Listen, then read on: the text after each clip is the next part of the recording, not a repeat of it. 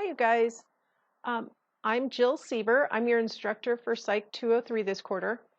I just wanted to walk you through some key aspects of the Psych portal since all of your materials and all your homework is going to be completed within the Psych portal. I thought it was really important that you know how to get in and how to work within it. Right now, the Psych portal is not actually available for you to join. They just created my class, and so I think signups are going to be allowed either tomorrow or Wednesday.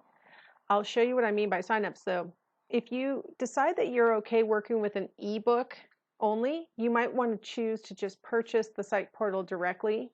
It comes with an ebook plus access to the Psych portal. If you would rather have a hard copy of the textbook, I made sure that you've got plenty of time to get your book before your first assignments are due.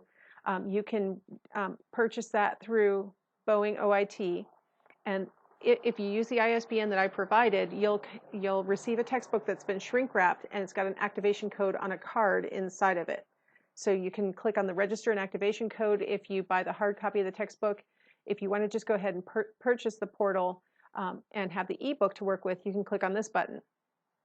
Now, right now, it's not going to let me fully join, but I just wanted to show you that when it asks you to pick a state or province where your institution is located, I know OIT's in Oregon, obviously, but we're in Washington, so I went ahead and registered as my normal self. My normal self teaches in Washington, and I normally teach for Bellevue College. So when this gets populated, it won't have dashes anymore. It'll say Bellevue College, and you will not have a choice for OIT or anything like that. You're going to need to select Washington as your state, and then you're going to need to select Bellevue College as your institution. Once you've gotten to that level, then you'll be able to pick our class from the roster. So let me get inside because I obviously am already registered, and I'll show you what it looks like inside. Now, unfortunately, you're going to get a little backstage tour because you'll see that I have other classes listed in here too, including some old ones and stuff. So it won't look quite like it does when it launches for you. So I'm just going to kind of quickly go past that, but this is the class you're going to want to join, OIT Gen Sci Summer 2014. So go ahead and join that class, and once you've joined, it'll launch you to this screen. I'm going to alter it so it looks exactly like it's going to look for you, since this is student view now. So when you come in, it'll look exactly like this. This important note is they are serious when they say that you may not get credit for quizzes that are completed when you use Chrome or Safari as your browser. I've had that happen to many, many students who didn't heed the warning and took the test using Chrome or Safari, and they literally did not have any points in the gradebook. So go ahead, and if you're not familiar with other browsers, this is a good time to do it. You know, download Explorer or download Firefox, and then you'll never have a problem if you always use that to access the Psych portal. If I have any big announcements, I'll put them over here in the announcements area. But for right now, what you've got is how to contact me. You're sure that you're in this proper section because all the titles are here. And then here's a link that'll take you to the syllabus again. If you click on that file, it'll go ahead and open a PDF file with the syllabus, which I've already emailed you. Okay, but in case you lose it, it's a good thing to have. The ebook is right here in this tab, and it automatically comes with your Psych portal purchase. So I'll go ahead and show you chapter 5 since that's the first chapter we're working with.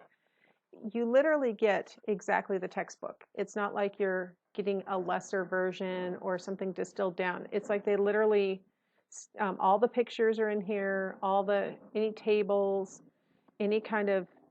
all the content is in here. It's exactly the same thing. What it does for you that's new and different is that it gives you the ability to search for stuff. So I'm going to say, for example, I'm going to search for egocentrism in the textbook since that's one of the topics on one of our projects.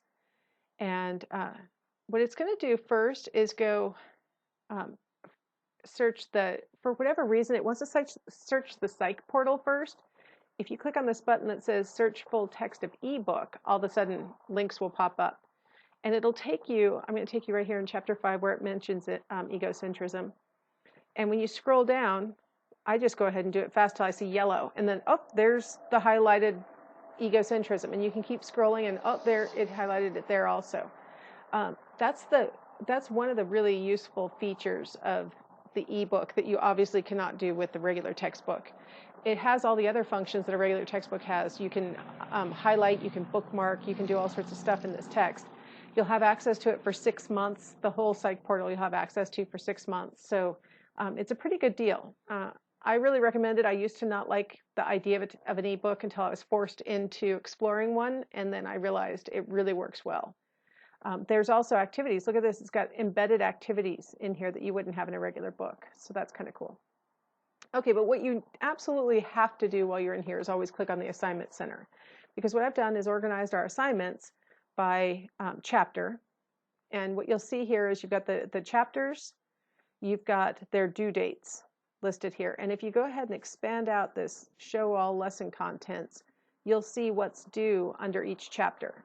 And so we've got our critical thinking questions, our mastery quiz, and our project 1 that are all due on July 9th.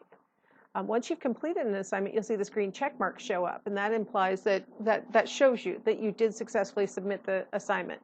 Over here where it says grade, that will change once I've graded the assignment. In the case of critical thinking and projects, I have to hand grade those. So on the day after the assignment's due, I'll come in and grade them, and you'll see these zeros turn to points. The mastery quiz, on the other hand, as soon as you take it, you'll see how many points you got for it. It'll automatically change because that's automatically scored. So each chapter, and you'll notice I have due dates, but I don't have opening days. So if you want to work ahead, you are more than welcome to do that. I won't grade the work until the due date has passed, but you're more than welcome to work ahead. And you'll see that all of these are, you can see the pattern of critical thinking questions every week, a mastery quiz every week, and then a project every other week. So the assignments are pretty well explained on the syllabus, so I'll let that stand for itself, but I just wanted to show you how a Dropbox works. The critical thinking questions and the projects are going to go into Dropboxes. So if you click on the assignment, it'll launch a Dropbox. And so it doesn't necessarily look like a Dropbox at first, because all you're seeing is the assignment, right? And so it gives you the directions, it gives you your list of choices. And just while we're here, I'll point out, you'll notice for the, you're going to select 2. For these critical thinking questions, I've highlighted each topic in green and then given you background information in black. And then the red italicized is what you're going to actually answer. So you're going to pick 2 green topics and then do all the red italicized parts. Make sure you fully answer those if you want to get full credit. Okay, so you have, if you keep scrolling and seeing the green, there's number 4, 7, 8, 9. There are 9 choices on this list of critical thinking questions. You're going to pick 2, and then here's the Dropbox at the very bottom of the assignment. So you'll put your title here. I usually like to advise students to put their name on it as the title. And then, your name, critical thinking 5, something like that. Then you have the choice of either pasting your answers in here or typing them fresh. I would not do that, because if your computer locks up on you or your internet connection gets dropped, you may have typed all that and then lost it. So I really recommend creating it on your word processor and then either pasting it into this text box or attaching it using this attachment button. If you use the attachment button, I'd like you to request that you use a normal kind of word processing extension, so .doc or .docx or .txt or .rtf or .odt or anything normal, WPS, something normal. Weird, I've had some students put weird extensions that my word software wouldn't open. So any normal extension I should be able to open. So make your attachment or put your assignment into the box and then click submit. And then for me, it'll look like, see, I went ahead and did a mock-up and submitted something. So you'd see that for me, I see it here, and then I can click on it, and then it opens up. So that's how the Dropboxes work. I've got all the assignment at the top, and then the Dropbox is at the bottom. And so the other thing I wanted to mention is critical thinking questions. You do one every week. You will have critical thinking questions every week, and you always pick 2.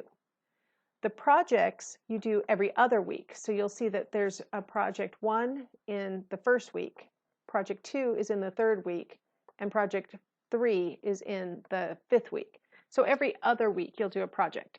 The project lists kind of look similar to the critical thinking lists, but you'll notice that the content's a little bit different.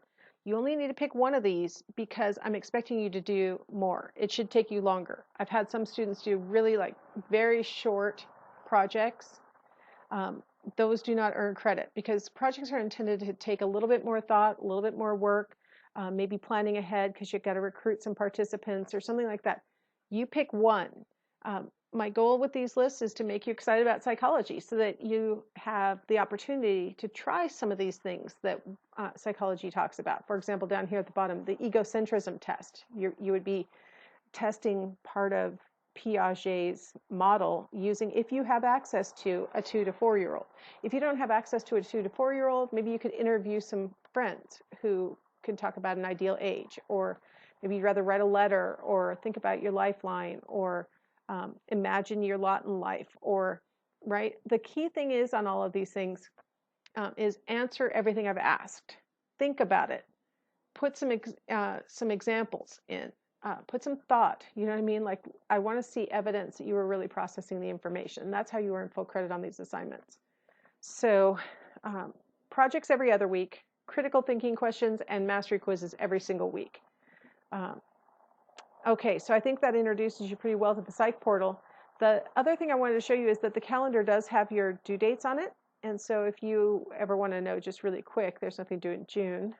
Our first assignments are going to be due July 9th.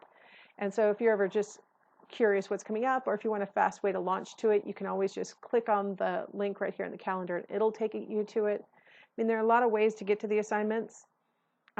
If you have trouble, if you're starting to fall behind and you look like you're going to miss the deadline, you need to let me know ahead of time, not afterwards. I am very much more helpful if I know beforehand than I am if you have already missed the assignment. So just keep on top of things. It's only 5 weeks, 5 weeks. You got 5 weeks worth of work to do. So just stay on top of it, get it done, and then by August 6th, you'll be completely done with psychology. Hopefully, super intrigued by it, and I'll have lured you over into wanting to take another class. All right, well, if you have any questions, if you run into any kind of trouble, please do not hesitate to email me. If you look at the homepage, you'll see that my email address is on the homepage. If you look on your syllabus, it's on the syllabus. Please email me. I respond daily. Not so good on the weekends. I do like to take a weekend off, but for the weekdays, I check my email every day. So if you have any questions or concerns, do not hesitate to email me and communicate with me, okay? All right, well, otherwise, good luck and enjoy your psychology.